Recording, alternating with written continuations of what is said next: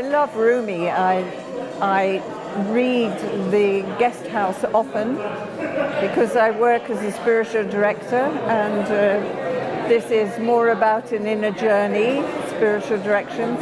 His teaching or his poetry has so many parallels with Christianity. I'm a Christian.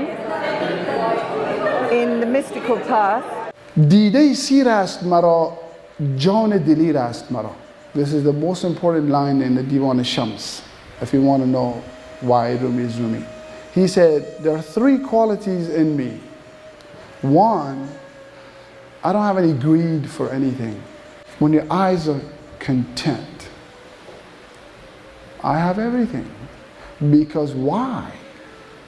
Because he has himself. You don't need anything if you have yourself. Those of us that are searching for things of this world is because we don't have ourselves. So today, when he says what Rumi is saying, I hear Jesus speaking, because this is an eternal truth. It's the same. It doesn't change. It doesn't shift. It's not fickle. It's a constant truth. And the voices will come from you, not from the other places. You become the source of inspiration.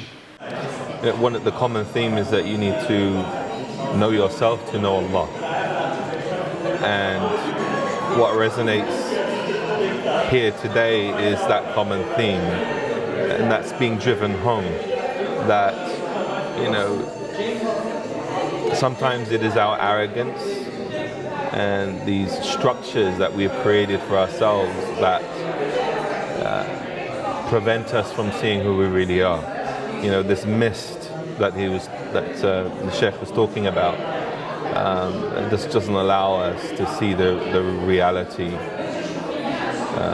that exists inside of us.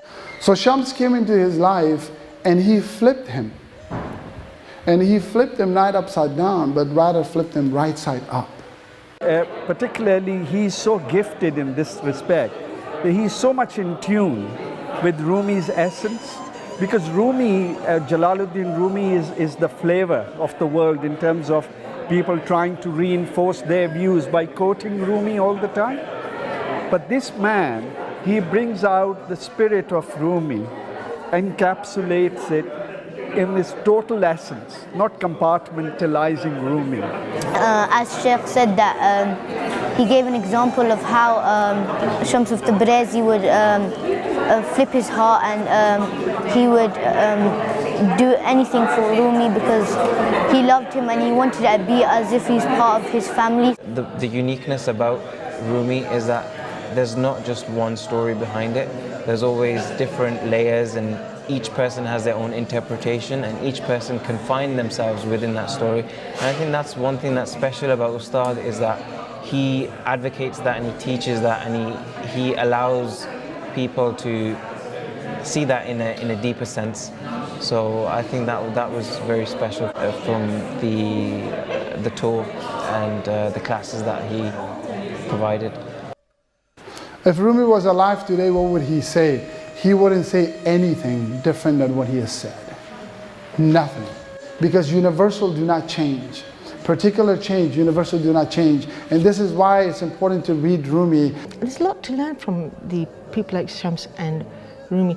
The whole process of reflecting into yourself, like he said, getting to know yourself, it's a continuous process, and you change for the better. There's nothing to stop you from being better than what you were a few moments ago.